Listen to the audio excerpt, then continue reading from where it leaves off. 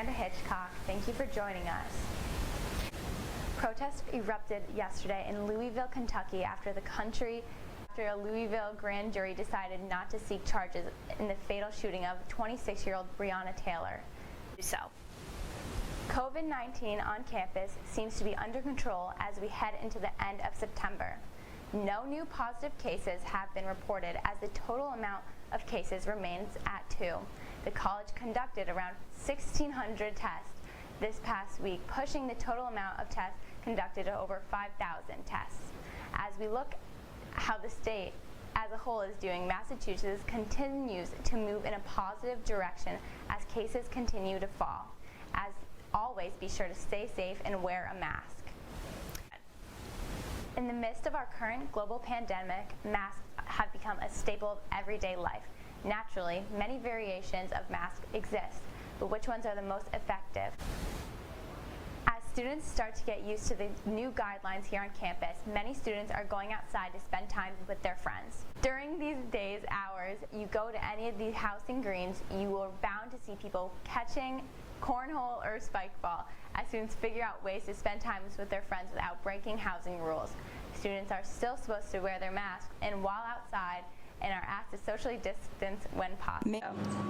On Monday, President Mary Beth Cooper held an all-college meeting on Zoom. She covered topics ranging from schools' response to COVID to their work on anti-racism and social justice. She praised the campus community's hard work with keeping COVID numbers low and complying to all COVID guidelines. For anti-racism and social justice, the screen reads, silence is not an option, and the words without action are not an issue. She says that these issues are a daily priority for herself and the leadership team. She sets this year's a theme as our work ahead and will continue to keep us updated on changes around campus. The world needs our help. Earlier this week, a clock has been set in the Union Station, counting down the days we have left to save our home. Metronome's digital clock has been reprogrammed. Instead of measuring 24-hour cycles, it is measuring a critical window for action to prevent the effects of global warming from becoming irreversible. According to the clock, there is little more than 7 years remaining. If we do not act now, artists Van Gogh and Andrew Boyle decided